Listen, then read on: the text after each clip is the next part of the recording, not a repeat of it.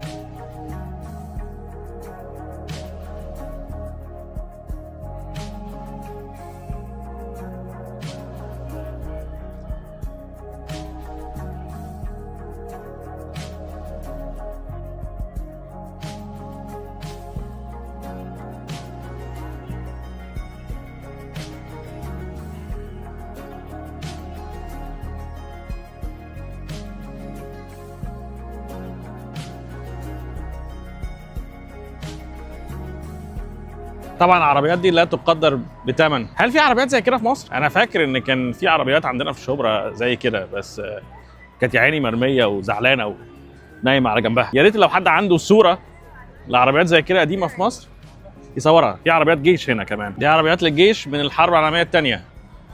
عايزين نعمل حاجه زي كده في مصر، نجيب مثلا عربيات بتاعت الجيش من حرب 73 او من قبل كده ونحطها في وسط البلد. الجيب دي صغيره جدا.